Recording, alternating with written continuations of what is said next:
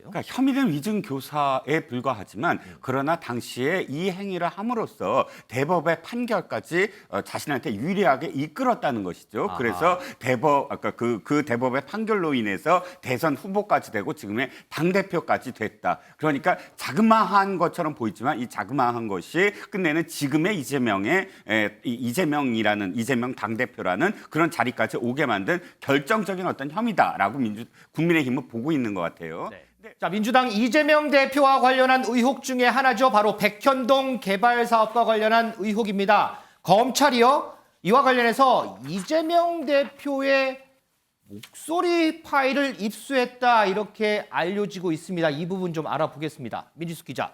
검찰이 이재명 대표의 목소리 파일을 입수했다. 이거 무슨 얘기예요, 이거? 네, 김인섭 씨 로비스트, 백현동 사건의 로비스트 김인섭 씨의 측근, 그 측근이 오늘 구속영장 심사를 받았습니다. 네. 여기서 이재명 대표에게 직접 전화를 받았다 이런 의혹이 함께 밝혀졌는데요. 먼저 오늘 법정 앞에서의 모습 먼저 보고 오시죠.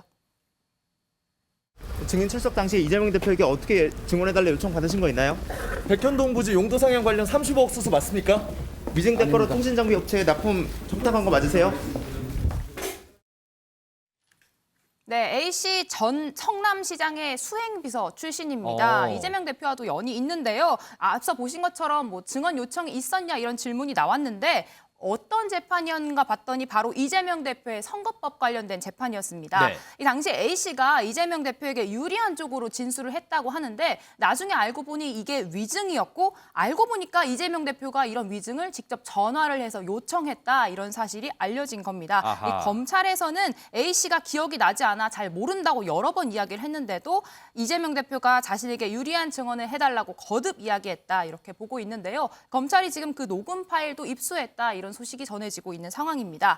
이 해당 재판 거의 20년 전에 검사 사칭으로 벌금형을 받은 이재명 대표가 선거 과정에서 자신은 사실 이 사칭을 하지 않았다 이렇게 다른 발언을 해서 문제가 됐던 선거법 위반 재판이었습니다. 이 검찰은 이 A씨가 이 해당 재판에서 이재명 대표에게 유리한 증언을 해준 대가로 경기도 산하의 납품 계약을 성사시키고 수천만 원의 뒷돈을 챙긴 것으로 의심하고 있습니다.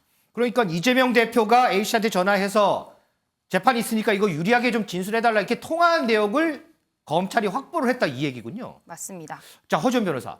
그럼 이게 맞다면 이재명 대표에게도 어떤 무슨 혐의가 적용될 수가 있겠죠, 그러면? 만약에 맞다고 가정했을 때. 맞다고 하면은 위증교사 혐의가 적용이 될 가능성이 있죠. 사실 자기 사건에 대해서 자기가 피고인으로서 위증을 하는 것은 처벌 대상이 될 수는 없습니다. 그렇지만 자기가 피고인인 사건이라고 하더라도 다른 사람에게 사주를 해서 기억에 반하는 허위의 진술을 하도록 했다고 하면 그건 위증교사 혐의로 처벌 가능성이 있는 범죄행위가 될 수 있거든요. 지금 A씨가요, 그러니까 이 김 씨가요, 자신이 지금 위증을 했다라고 혐의를 인정하고 있다는 보도가 있습니다. 그리고 검찰이 여러 번 지금 이 이재명 대표가 김 씨에게 전화를 했었는데 그 통화 내역 같은 녹취 같은 것들도 확보를 했다고 얘기를 하고 있거든요. 네. 그래서 이런 정황으로 봤을 때는 위증교사 혐의는 충분히 적용할 수 있을 걸로 보이고요. 다만 이 녹취 내용이라든가 추후 진행되는 어떤 상황에 비추어 봤을 때 입증에 따라서 이 혐의로 처벌받을지 여부는 좀 살펴봐야 될 것 같습니다. 혹시 관련해서 이재명 대표 반응 있나요? 이재명 대표는 부인을 하고 있는 상황입니다. 그러니까 진실된 증언을 해달라고 연락을 한 적은 있지만 네. 이게 뭐 본인이 구체적으로 나의 혐의에 대해서 거짓 진술을 해달라 이렇게 얘기를 한 적은 없다고 얘기를 하고 있거든요. 그래서 지금 무리한 검찰의 왜곡이다 이렇게 얘기를 하고 있고요. 특히 지금 이 증언을 했을 때 증언 자체도 지금 내용이 다르다라고 얘기를 하고 있는데요. 그러니까 이 김병량 시장의 어떤 성향을 비추어 봤을 때는 이재명 대표를 주범으로 몰고 가는 그런 취지가 아니었던 것 같다라고 이 김 씨가 법정에서 얘기를 했다고 하고 있어요. 그런데 검찰은 또 우리는 증인신문 조서가 있으니까 그 기록을 가지고 얘기하는 거다라고 반박을 하고 있는 상황이거든요. 그래서 이런 부분은 사실은 증인신문 조서를 보면은 바로 나올 수 있는 부분이기 때문에 위증죄가 성립할지 또 거기를 더해서 위증교사 혐의가 성립할지는 지켜봐야 될 것 같습니다. 자, 김준일 에디터. 예. 이재명 대표가 검찰이 또 다른 신작 소설을 시작하는 모양이다 이런 얘기를 했고요. 좀 바꿔주실래요? 다음 장으로. 자, 민주당에서는 어떤 얘기를 했냐면 진실을 증언해달라는 취지였다. 이거 위증 요구하지 않았다. 이런 입장이에요. 자, 네. 민주당하고 이재명 대표의 입장을 들었을 때 어떻게 좀 판단하세요? 그러니까 지금까지 나온 거로만 봐서는 판단을 하기가 좀 어렵습니다. 그러니까 왜냐하면은 이제 이게 위증이 되려면은 그 이제 녹취 파일에 이를테면은 이런 사실이 있지만은 이거와는 반대로 좀 얘기를 해주십시오. 이런 거는 이런 식으로 얘기를 해주십시오. 아주 직접적으로 구체적으로 사실이 아닌 거를 얘기해달라고 했으면 그건 위증이죠. 네. 그거는 뭐 소위 말해서 빼도 박도 못하는 위증인데 그 내용이 이를테면은 이런 부분에 있어서는 우리 주장이 맞지 않습니까? 이런 부분을 잘 좀 얘기해 주십시오라고 한 것까지 이제 위증으로 볼 수 있느냐? 그거는 이제 좀 의견이 갈릴 것 같아요. 그러니까 민주당 쪽에서는 그 얘기를 하고 있는 거고 부탁이었다. 그러니까 이거를 지금 우리가 지금 그 내용을 못 본 상태에서 위증이다 아니다 판단하기는 어렵지만은 어쨌든 뭐가 하나씩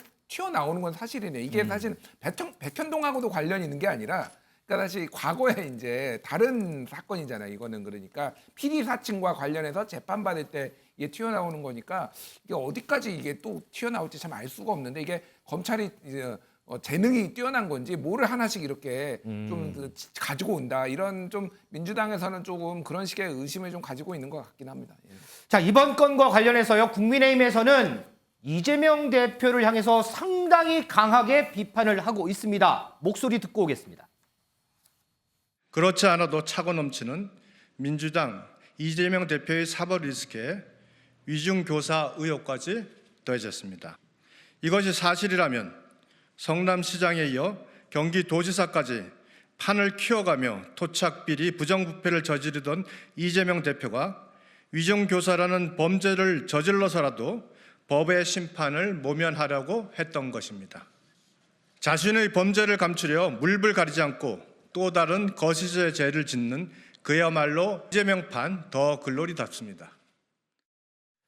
자, 이종훈 시장 지금 국민의힘 목소리 들었는데 어떻게 보세요? 이번 의혹의 파장의 크기 얼마나 커질 거라고 보세요? 그러니까 혐의는 위증 교사에 불과하지만 그러나 당시에 이 행위를 함으로써 대법의 판결까지 자신한테 유리하게 이끌었다는 것이죠. 그래서 아까 그 대법의 판결로 인해서 대선 후보까지 되고 지금의 당 대표까지 됐다. 그러니까 자그마한 것처럼 보이지만 이 자그마한 것이 끝내는 지금의 이재명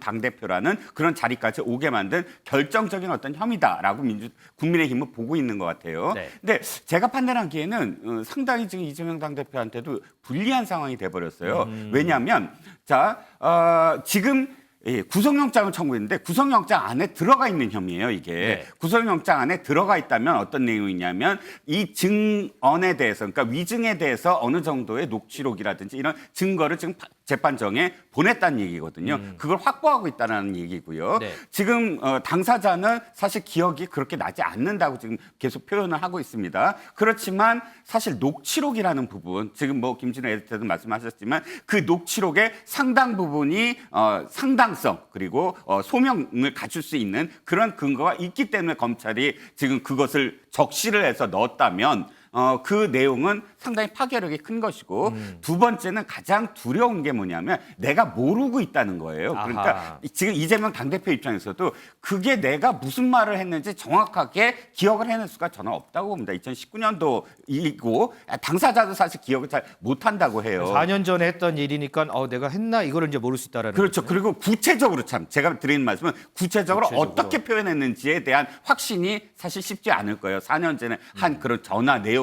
그래서 검찰이 지금 사실은 더 공을 갖고 있다. 그러니까 주도권을 지금 갖고 있다라는 어떤 상황으로 지금 판단할 수가 있겠죠.